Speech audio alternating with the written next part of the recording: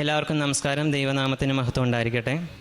എൻ്റെ പേര് അഭിജിത് കൃഷ്ണൻ എന്നാണ്. എൻ്റെ വീട് ഇവിടെ അടുത്ത് തന്നെയാണ്. ഒരു 24 രൂപ പോയിൻ്റ് അകലെയാണ് എൻ്റെ വീട്. ഞാനൊരു അക്രൈസ്തവനാണ്. ഒരു ഹിന്ദു കുടുംബത്തിൽ നിന്നാണ് ഞാൻ വരുന്നത്. ആദ്യമായിട്ട് ഞാനിവിടെ വരുന്നത് 2019 അതിനുശേഷം ഉടമ്പടി എടുക്കാൻ വേണ്ടി വരുന്നത് 22/12/2022 ഇന്ന് ഞാൻ സാക്ഷ്യം പറയുന്ന ഡേറ്റ് 26/6/2026 എൻ്റെ ജീവിതത്തിൽ മാതാവിൻ്റെ ഇടപെടൽ കൊണ്ട് എൻ്റെ ജീവിതത്തിൽ സംഭവിച്ച ഒരുപാട് കാര്യങ്ങളുണ്ട്. അതിൽ വളരെ പ്രധാനപ്പെട്ട കുറച്ച് കാര്യങ്ങൾ മാത്രമാണ് ഞാൻ നിങ്ങളോട് പറയുന്നത്. ഇത് ഒരു അനുഗ്രഹത്തിൻ്റെ ലെവലിലുള്ള ഒരു സാക്ഷ്യമാണ്. ഇനി എനിക്കൊരു സാക്ഷ്യം കൂടി പറയാനുണ്ട്. കോളേജിൽ ഞാൻ പഠിച്ചുകൊണ്ടിരിക്കുന്ന സമയത്ത് എൻ്റെ സെമസ്റ്റർ എക്സാം, പ്രാക്ടിക്കൽ എക്സാമിൻ്റെ സമയത്ത് ഓട്ടോമൊബൈലിൻ്റെ എക്സാം നടന്നുകൊണ്ടിരിക്കുക. ആ എക്സാമിന് പോകുന്നതിന് മുമ്പ് ഞാൻ പറഞ്ഞു, അമ്മേ എനിക്ക് വയ്യാണ്ടിരിക്കുകയാണ്, എനിക്ക് കിഡ്നി സ്റ്റോണിൻ്റെ പ്രശ്നങ്ങളൊക്കെ ആയിട്ട് ഒരുപാട് വയ്യാണ്ടിരിക്കുക. ഹോസ്പിറ്റലിൽ പോയി ഇങ്ങനെ വീണ്ടും ഹോസ്പിറ്റലിൽ പോവുക, മരുന്ന് കഴിക്കുക, ഇങ്ങനെയൊക്കെ പോയിക്കൊണ്ടിരിക്കുന്ന സമയത്ത് ഈ എക്സാം വരുന്നത്. അപ്പോൾ ഞാൻ അമ്മയോട് പറഞ്ഞു, അമ്മേ ഇതൊരു പ്രാക്ടിക്കൽ എക്സാമാണ്, മെക്കാനിക്കലാണ് പഠിക്കുന്നത്, എന്താണെങ്കിലും നമ്മളത് ചെയ്തേ പറ്റുള്ളൂ. പക്ഷേ നിലവിലത്തെ സാഹചര്യത്തിൽ എനിക്ക് വയ്യാത്ത കാരണം കൊണ്ട് എനിക്കത് ചെയ്യാൻ പറ്റത്തില്ല. 7 എക്സ്പെരിമെൻറ്റുകളുണ്ട്. അതിലേതെങ്കിലും 5 എണ്ണം നമ്മൾ ചെയ്തേ പറ്റുള്ളൂ. 5 എണ്ണത്തിൽ ഏതാണോ കിട്ടുന്നത് അത് നമ്മൾ ചെയ്യണം. അപ്പോൾ എക്സാം ഹാളിൽ ചെല്ലുമ്പോൾ അവിടെ കുറേ പേപ്പറുകൾ ഇങ്ങനെ നിരത്തി വെച്ചിട്ടുണ്ടാകും. ഏതെങ്കിലും ഒരു പേപ്പറിൽ നിന്ന് നമ്മൾ എടുക്കണം. പേപ്പറിലുള്ള എന്താണോ അതാണ് നമുക്ക് ചെയ്യേണ്ടത്. അപ്പം ഞാൻ അമ്മയോട് തലേ ദിവസം തന്നെ അമ്മയോട് പറഞ്ഞു, രാത്രിയിൽ ഞാൻ അമ്മയോട് പറഞ്ഞു, അമ്മേ ഞാൻ ചെല്ലുമ്പോഴത്തേക്കും 2ാമത്തെ പേപ്പറേ ഞാൻ എടുക്കുകയുള്ളൂ, 2ാമത്തെ പേപ്പറിൽ ഞാൻ പഠിച്ചിട്ടുള്ള കാര്യം ഉണ്ടാകണം. അങ്ങനെ ഞാൻ അവിടെ ചെന്ന് പ്രാർത്ഥിച്ച് 2ാമത്തെ പേപ്പർ കിട്ടി. എന്താ കിട്ടിയെന്ന് അറിയോ? എൻജിൻ. കിട്ടാവുന്നതിൽ വെച്ച് ഏറ്റവും പാടുള്ള സംഭവമാണ്. 7 കോമ്പോണൻസ് വരെ നമ്മൾ ബുക്കിൽ വരയ്ക്കണം, എക്സാം പേപ്പറിൽ വരച്ചു കൊടുക്കണം. അങ്ങനെ എല്ലാവരും എക്സാമൊക്കെ എഴുതാൻ വേണ്ടി പോകുമ്പോഴത്തേക്കും ഞാനിരുന്ന് വരക്കില്ല, ഞാൻ മാത്രം കഴിഞ്ഞിട്ടില്ല, ബാക്കി എല്ലാവരും പോയി. ഈ വയ്യാണ്ട് വെച്ചുകൊണ്ട് ആരോടും പറഞ്ഞിട്ടില്ല, വയ്യാന്നുള്ള കാര്യം പറയാണ്ടാണ് ഈ എക്സാം ഇരുന്ന് എഴുതുന്നത്. എഴുതി കഴിഞ്ഞ് ഒരു സാറ് വന്നിട്ട് ഈ പേപ്പറെല്ലാം വാങ്ങിച്ചുകൊണ്ട് വേറൊരു സാറിനോട് കൊടുത്തിട്ട് പറഞ്ഞത്, നമുക്ക് ദിവനെല്ലാം അങ്ങോട്ടേക്ക് വിടാം. കാരണം അവിടെ 2 എഞ്ചിനുകൾ ഇരിപ്പുണ്ട്. ഒരു എഞ്ചിൻ നല്ല ഭംഗിയുള്ള സിൽവർ പെയിൻ്റ് അടിച്ചാൽ കണ്ടാൽ നമുക്ക് എടുത്തുകൊണ്ട് പോകാൻ തോന്നും. അത്ര നല്ല ഭംഗിയുള്ള ഒരു എഞ്ചിൻ അവിടെ ഇരിപ്പുണ്ട്. തൊട്ടപ്പുറത്ത് തന്നെ ഒരു വൃത്തികെട്ട കാണാനൊന്നും കൊള്ളില്ലാത്ത, വഴുക്കൊക്കെ പിടിച്ച് എണ്ണയൊക്കെ ഒഴിച്ചൊക്കെ ഇരിക്കുന്ന ഒരു കാണാൻ ഒന്നും കൊള്ളില്ലാത്ത ഒരു എഞ്ചിൻ ഇരിപ്പുണ്ട്. അപ്പോൾ ഒരു സാറ് പറഞ്ഞു, ഇവനെ നമുക്കൊണ്ട് ഒരു പിസ്റ്റൺ അഴിപ്പിക്കാം അതെന്ന് പറഞ്ഞാൽ, എനിക്ക് മാത്രമേ എഞ്ചിൻ കിട്ടിയിട്ടുള്ളൂ, ഇത്രയും പാടുള്ള സാധനം എനിക്ക് മാത്രമേ കിട്ടിയത്, എങ്ങനെയാണെന്ന് എനിക്കറിഞ്ഞൂടാ. എനിക്കറിയാം, എഴുതാൻ മാത്രമേ അറിയുള്ളൂ, ചെയ്യാൻ എനിക്ക് എന്നെക്കൊണ്ട് പറ്റില്ല. കാരണം ഈ വയ്യാണ്ടിരിക്കുന്ന ഞാൻ അതിനകത്തുനിന്ന് ഒരു പിസ്റ്റൺ അഴിച്ച് കാണിച്ചാൽ മതി. ഒരു മെക്കാനിക്കലായിട്ടുള്ള ഞാൻ, നിനക്ക് പിസ്റ്റൺ അടിക്കാൻ അറിയാൻ പാടില്ലടാന്ന് ചിലപ്പോൾ ചോദിക്കാം. അറിയാം, പക്ഷേ നിലവിലത്തെ സാഹചര്യത്തിൽ ഞാൻ നോട്ട് ബൈ മെറിറ്റാൻ നിൽക്കുന്നതിനെ കൊണ്ട് ചെയ്യാൻ പറ്റത്തില്ല. അപ്പോൾ ആ സാറ് പറഞ്ഞാൽ ആ എഞ്ചിൻ്റെ അടുത്ത് ചെന്നിട്ട് ആ പിസ്റ്റൺ അഴിച്ചാൽ മതി എന്ന് പറഞ്ഞ് ഞാൻ അവിടെ ചെന്ന്, ടൂൾസ് ഒന്നും ഇല്ലാണ്ട് വാദിക്കെ പോയി ഇങ്ങനെ നിൽക്കുക.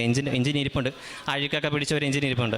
അപ്പോൾ തൊട്ട് സൈഡിൽ എൻ്റെ ക്ലാസ്സിൽ തന്നെ പഠിക്കുന്ന ഒരു തന്നെ അവിടെ ഇരുന്ന് ഡിഫറൻഷ്യൽ ഇരുന്ന് അഴിച്ചുകൊണ്ടിരിക്കുക. അവരുടെ ഇഷ്ടം പോലെ ടൂൾസ് ഉണ്ട്. ഞാൻ ചോദിച്ചൂടാ, എനിക്കൊരു ടൂൾ തരാമോ? പിന്നെ ഇതൊന്നും ഞാൻ നിനക്കൊന്നും തരത്തൊന്നുമില്ല, നിനക്ക് വേണമെന്നുണ്ടെങ്കിൽ നീ പോയി സാറിനോട് ചോദിക്കണം, ഇത് എൻ്റെ ടൂളാണെന്ന് പറഞ്ഞ് എല്ലാം വാരി വെച്ചുകൊണ്ട് അവിടെ ഇരുന്ന് അടിക്കുന്നുണ്ട്.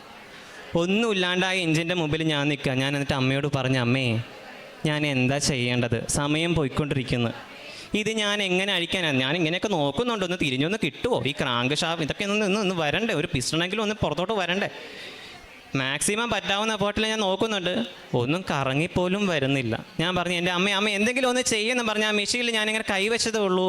ആ 2ാമത്തെ പിസ്റ്റണിൽ നിന്ന്, ആ ബോറിനകത്ത് നിന്ന് ആ പിസ്റ്റൺ എല്ലാം കൂടെ ആ കണക്റ്റിംഗ് റോഡും എല്ലാം കൂടെ പുറത്തോട്ട് വന്ന് വീണ്, അതിനകത്ത് ബെയറിങ്ങുകളും സാധനങ്ങളും എല്ലാം കൂടെ ആ ഡെസ്കിലേക്ക് വന്ന് വീണ്. എന്താ സംഭവിച്ചതെന്ന് എനിക്കറിയത്തില്ല. പിസ്റ്റൺ തന്നെ അഴിഞ്ഞ്. ആ പിസ്റ്റൺ എടുത്ത് ഞാൻ, ബെയറിംഗ് ഉണ്ട്, ഇതെന്താ ഇങ്ങനെ എന്നും പറഞ്ഞിങ്ങനെ നോക്കുമ്പോൾ സാറ് പറയും, ഇതെന്താ ഇത്? ഞാൻ പറഞ്ഞു, ഇത് സാറേ പിസ്റ്റൺ, ഇതെന്തിനാണ് ഉപയോഗിക്കുന്നത്? എയർ ഫ്യൂറിലുള്ള മിസ്റ്ററിനെ കംപ്രഷൻ ചെയ്യും, വെച്ചിട്ട് പൊക്കോ എന്ന് പറഞ്ഞു. അപ്പോൾ എൻ്റെ കൂട്ടത്തിലുള്ള ബാക്കി പുറകെ ഉള്ളവരൊക്കെ പേപ്പർ എടുത്തിട്ട് നിൽക്കുക വരാൻ വേണ്ടി. അപ്പോൾ ഞാൻ കണ്ടു, ഒരുത്തൻ അടുത്തവൻ എഞ്ചിനാണ് കിട്ടിയിരിക്കുന്നത്. ഞാൻ പറഞ്ഞു, ഞാൻ ഇതിവിടെ തരികി കയറ്റി വെക്കുന്നുണ്ട്, നീ വന്നിട്ട് അഴിച്ചോ കേട്ടോ എന്നും പറഞ്ഞിട്ട് ഞാൻ നേരെ അവിടുന്ന് കൈയൊക്കെ കഴുകി തിരിച്ച് വന്നപ്പോഴത്തേക്കും അവന് ആ എഞ്ചിനല്ല കിട്ടിയത്.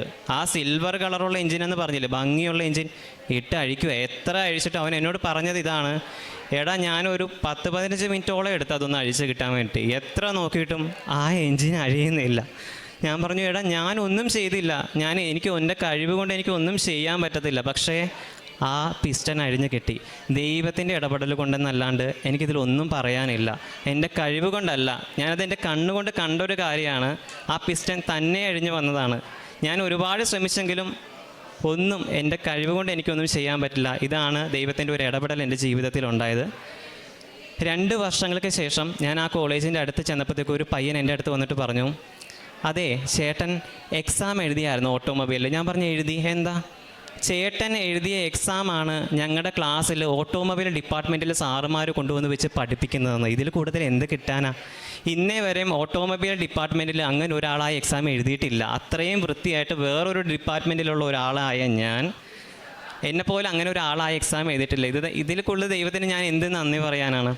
രണ്ടാമത് എൻ്റെ ജീവിതത്തിൽ സംഭവിച്ച ഒരു കാര്യം, 10 വർഷത്തിന് മേളിലായിട്ട് എൻ്റെ ശരീരത്തിൽ, എൻ്റെ തൊടയുടെ ഇടുക്കുകളിലും ദേഹത്തും ഒക്കെ ആയിട്ട് ഒരുപാട് പാടുകൾ റൗണ്ട് ഷേപ്പിലൊക്കെ ആയിട്ട് ഉണ്ടാകുമായിരുന്നു. കുളിക്കുന്ന സമയത്ത് ഇത് മാഞ്ഞു പോകും, കാണത്തില്ല.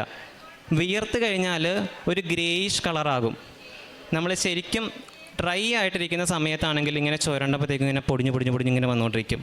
പ്രത്യേകിച്ച് കൂടുതലും ബുദ്ധിമുട്ട് ഉണ്ടാകുന്ന സാഹചര്യങ്ങൾ, യാത്രകൾ പോകുമ്പോൾ അവിടെ ചെന്ന് ബാത്റൂമിലേക്ക് കയറി അത്ര കറപ്പ് തോന്നിപ്പോവും. അങ്ങനത്തെ സാഹചര്യത്തിലാണ് ഞാൻ പോയിക്കൊണ്ടിരുന്നത്. 10 വർഷത്തിന് മേളിലായിട്ട് അനുഭവിക്കുന്ന ഒരുപാട് തരത്തിലുള്ള മരുന്നുകൾ, ക്ലോട്രിമോസിലോ അങ്ങനെ എന്തൊക്കെയാണ് ആ മരുന്നിൻ്റെ പേര്, ഒരുപാട് പല കൂടിയത് വീര്യം കുറഞ്ഞതും ഒക്കെ ആയിട്ടുള്ള ഒരുപാട് മരുന്നുകൾ ഞാൻ ഉപയോഗിച്ചിട്ടുണ്ട്. പക്ഷേ എനിക്ക് ഇതുവരെയും അതിനുള്ള ഒരു ഫലം ഉണ്ടായിട്ടില്ല. ഞാൻ ഇവിടുന്ന് കിട്ടിയ ഉടമ്പടി തൈലം എപ്പോഴും വിശ്വാസ പ്രമാണം ചൊല്ലിയിട്ടാണ് ഞാൻ ഉപയോഗിച്ചുകൊണ്ടിരുന്നത്.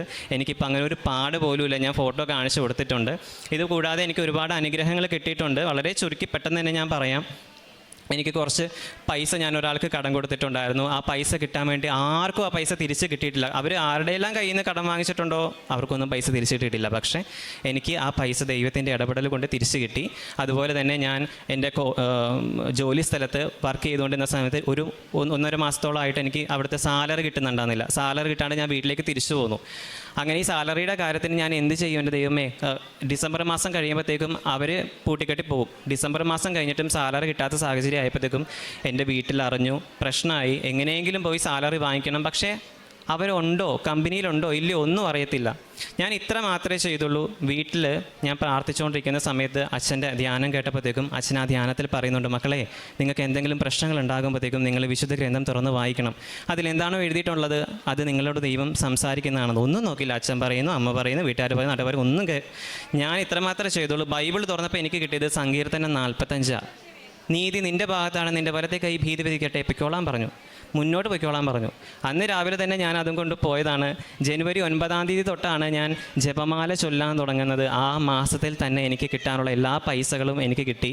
ഇതുപോലെ തന്നെ കളമശ്ശേരി എന്ന് പറയുന്ന സ്ഥലത്ത്, ഇവിടുന്ന് ഉടമ്പടി എടുത്ത് ഞാൻ പോയി കളമശ്ശേരി എന്ന് പറയുന്ന സ്ഥലത്ത് വെച്ചിട്ട് എനിക്കൊരു ആക്സിഡൻറ്റ് ഉണ്ടായിരുന്നു. ആ ആക്സിഡൻറ്റിൽ നിന്ന് വാതിലാണ്, നമുക്കറിയാമല്ലോ ബസ്സിൽ അടയ്ക്കുന്ന വാതിൽ എയറിൻ്റെ വാതിലാണ്. അതിനകത്ത് പെട്ടുപോയാൽ പിന്നെ ഒടിഞ്ഞു മാഞ്ഞൊക്കെ എടുക്കാൻ പറ്റത്തുള്ളൂ. എൻ്റെ കാല് അതിൽ, എന്നെ ആരോ പുറകിലേക്ക് വലിക്കുന്ന പോലെ എനിക്ക് ഫീൽ ചെയ്തത്. എൻ്റെ കാല് അതിൽ പോയി. പക്ഷേ ചെരുപ്പ് ഇങ്ങനെ വളഞ്ഞൊടിഞ്ഞിരിപ്പുണ്ട്. എൻ്റെ കാലിനൊന്നും പറ്റിയില്ല. ഇതുപോലെ തന്നെയാണ് പ്രേക്ഷിത പ്രവർത്തനം ചെയ്ത് കഴിഞ്ഞ് ഏറ്റുമാനൂർ അമ്പലത്തിനടുത്തെത്തിയപ്പോഴത്തേക്കും ഒരു ബസ് വന്ന് ഒരൊറ്റയിടി. ആ ബസ് വളഞ്ഞു വന്ന് എന്നെ ഇടിച്ചതാണ്. പക്ഷേ ആരും മുന്നിലേക്ക് തള്ളുന്ന പോലെ, ഈ 2 സ്ഥലങ്ങളിലും ഒന്ന് പുറകിലേക്ക് വലിക്കുന്ന പോലെയും ഒന്ന് മുന്നിലേക്ക് തള്ളുന്ന പോലെയാണ്. എനിക്ക് ഒരു പ്രശ്നങ്ങളും ഉണ്ടായിട്ടില്ല. അതുപോലെ എൻ്റെ കണ്ണിന് ഇൻഫെക്ഷൻ ഉണ്ടായിരുന്നു. ഇപ്പോൾ യാതൊരു തരത്തിലുള്ള പ്രശ്നങ്ങളും ഇല്ല. 6/6 ഇല്ലാതിരുന്ന ഒരാളായിരുന്നു ഞാൻ. പക്ഷേ ഇപ്പോൾ അതെല്ലാം ക്ലിയർ ചെയ്തിട്ടുണ്ട്. എനിക്ക് നിങ്ങളോട് ഇത്ര മാത്രമേ പറയാനുള്ളൂ. നിങ്ങൾക്ക് സാക്ഷ്യം പറയാനായിട്ട് ഞാൻ എന്താ പറഞ്ഞതെന്നറിയോ? സാക്ഷ്യം പറയാണ്ട് ഇനി ഞാൻ ഉടമ്പടി പുതുക്കില്ല എന്നാണ് പറഞ്ഞത്. ഞാൻ ഈ അൾത്താരക്കകത്ത് ഞാൻ കയറില്ല എന്നാണ് പറഞ്ഞത്. കാരണം അത്രമാത്രം പ്രേക്ഷിത പ്രവർത്തനങ്ങൾ വിശേഷ വിധിപ്രകാരം ചെയ്തിട്ടുള്ള ഒരാളാണ് ഞാൻ ചെയ്തിട്ടുള്ള പ്രേക്ഷിത പ്രവർത്തനങ്ങളോട് നിങ്ങൾ ജസ്റ്റ് ബ്രീഫായിട്ട് ഞാൻ പറഞ്ഞുതരാം. പാലക്കാട് ജില്ലയിലെ ഷൊർണൂരിൽ തുടങ്ങി തിരുവനന്തപുരം ജില്ലയിലെ നെയ്യാറ്റിൻകര വരെയും ഓരോ നഗരസഭകളിലും ഞാൻ പോയിട്ടുണ്ട്, പ്രേക്ഷിത പ്രവർത്തനം ചെയ്തിട്ടുണ്ട്. അതുപോലെ തമിഴ്നാട്ടിലെ ഒട്ടേറെ സ്ഥലങ്ങളിൽ ഞാൻ പ്രേക്ഷിത പ്രവർത്തനം പോയിട്ടുണ്ട്. ഓരോ ബസ്സുകളിലും ഞാൻ കയറി നിന്ന് അവിടെ ഇതുപോലെ സംസാരിക്കും, പ്രസംഗിക്കും. വചനത്തിൽ അധിഷ്ഠിതമായിട്ടാണ് ഞാൻ സംസാരിച്ചിട്ടുള്ളത്. അങ്ങനെ ഒരു വചനമില്ലേ, പ്രസംഗിക്കുമെന്ന് ദൈവത്തിൻ്റെ അരുൾപ്പാട് എന്നതുപോലെ സംസാരിക്കുക. ഞാൻ ആ ഒരു പവറോട് കൂടിയിട്ടാണ് അവരോട് സംസാരിച്ചിട്ടുള്ളത്. ഒരുപാട് കാരുണ്യ പ്രവൃത്തികളും ഞാൻ ചെയ്തിട്ടുണ്ട്. അനാഥാലയങ്ങൾ, അഗതി മന്ദിരങ്ങളിൽ ഒക്കെ പോയിട്ട് എന്നാൽ കഴിയുന്ന വിധത്തിൽ ഞാൻ അവർക്കെല്ലാം സഹായങ്ങൾ ചെയ്തിട്ടുണ്ട്.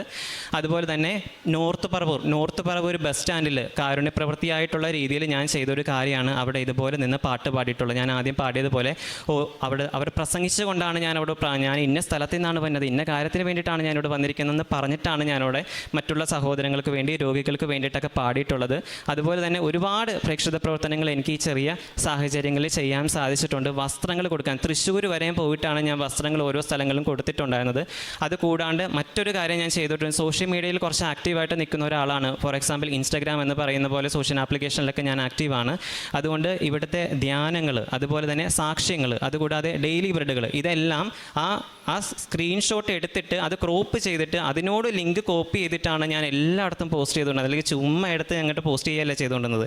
കാണട്ടെ, എന്നെ കളിയാക്കുന്നവരും വിമർശിക്കുന്നവരും ഒക്കെ കണ്ടിട്ട് പോകണമെങ്കിൽ പൊക്കോട്ടെ എന്ന് ഓർത്തു.